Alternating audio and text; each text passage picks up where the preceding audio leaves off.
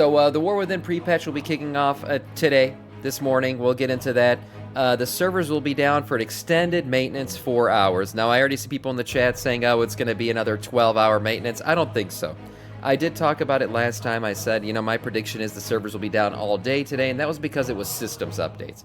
It was a very hardcore systems update, introducing warbands, warbanks, all these things, some of them still not even working. But with all those introductions to systems, I figured, yeah, the game's going to break most likely. And it did. Break it did. So today's maintenance is more about the pre-patch event and fixing some of the stuff that the previous patch day broke. So I don't think the maintenance is going to be too long today. Will it be 4 hours? To be determined, but I don't think it's going to be another 12-hour maintenance day. So be ready to get in there and do the things that we're going to be able to do. Now, what are those things?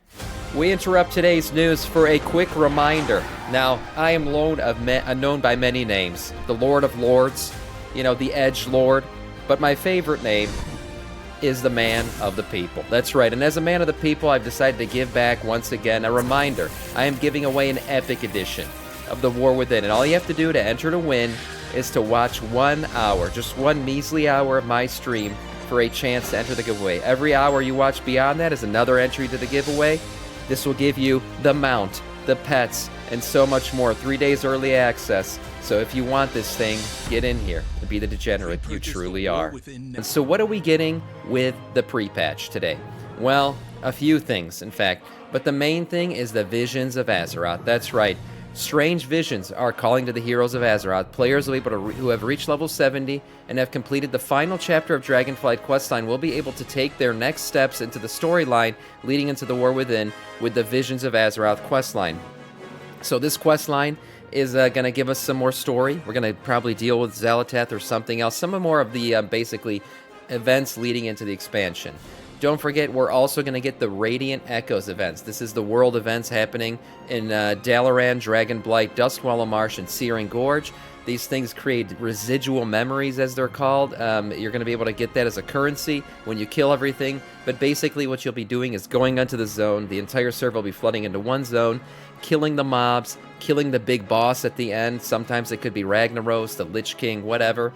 And getting the currencies to basically get gear for your characters or to just get transmogs if you're already geared out the ass like I am. This is really good, too, for your Mists of Pandaria characters, which will be joining the servers on August 19th. You can save the Residual Memories currency because it is a Warband-bound currency.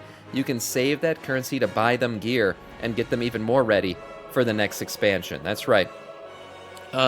Besides that, Warband banks are supposed to be re-enabled today, so that's a nice little thing. We haven't had access to those just yet, and evidently these were really the things that broke the servers. So hoping that those do come back and don't break everything once again, but they are giving it another attempt today to bring back the Warband bank servers. Beyond that, we're getting more into the pre-patch stuff. Another thing that could be coming with your Epic Edition or Heroic Edition, have you already pre-ordered, is some cool little armors. Believe it or not, you'll get access to a quest that other people won't be able to get.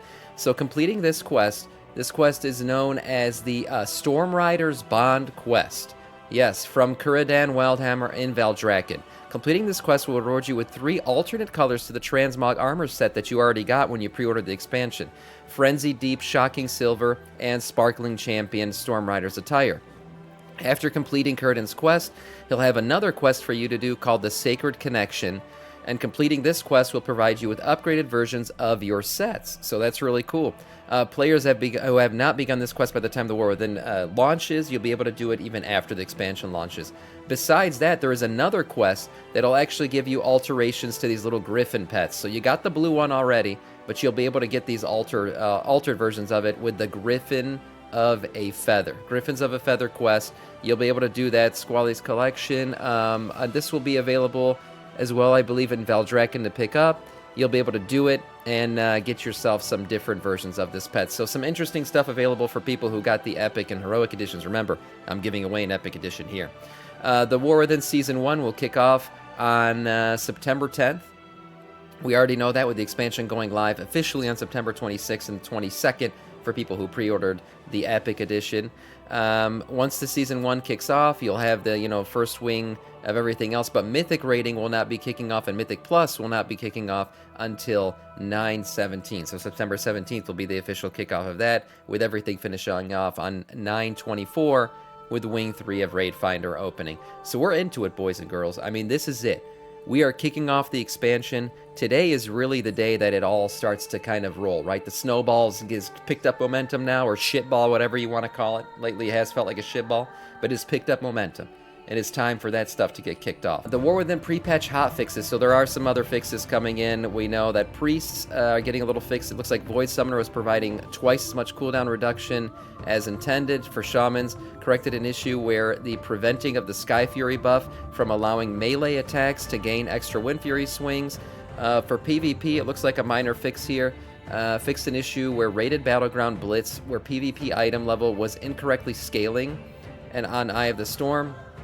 A few quest bugs here that were fixed, and WoW Remix, adjusting the power levels of all Remix content to account for unintentionally increased difficulty with patch 11.0. So there you go, some interesting stuff there.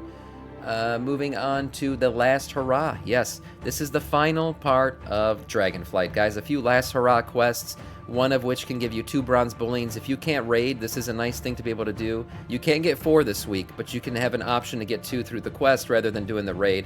So that's a nice way to get some extra bullions. A few last hurrah quests in terms of getting reputation and other things. All of these will be available in Valdrakken. These again are some, as Blizzard calls them, last hurrah quests that will finish out the expansion for you. Get some gear, get some rep, and get ready for the War Within. Myth Track upgrading, we talked about this already, but there was a recent change to it. So Myth Track, if you don't know already, is now going to go to 6 item levels higher. 6 tracks, I should say, higher. Whereas before it was 4. So this is going to make, you know, gearing take a little bit longer. It's going to make you have to get some more crests to finish out. And people were worried about it because of this additional stuff. What's going to happen with crafted gear? Well, Blizzard just announced that crafted gear will go up to what is considered 5 of 6 Myth Track, 636 item level. So that puts it pretty much on par with what we've seen in Dragonflight in terms of, you know, keeping up with Myth Track gear. That's not bad at all. 636, 5 of 6 Myth Track, pretty good for crafted gear. So crafted gear will still be viable. Last but not least, the August trading post has been revealed, and in honor of the Olympics, say what you want about that open ceremony, it is going to be in the competition form, right? So it's all about competition, red versus blue, all kinds of stuff with that. Really cool. There's some different mounts available, including the wolves, the War Saber, and the Sentinel Warwolf. We see the Cindermane Charger coming back, Celestial Steed coming back, Ethereal Transmog toy, very cool. I already have it, and the Warglee, the Oppressor, interesting little toy or companion there for you. A few other things coming in the trading post. We got the little Murloc boy, as I said, the 2 mounts, butterfly upset. wings. Louder! Jesus Christ.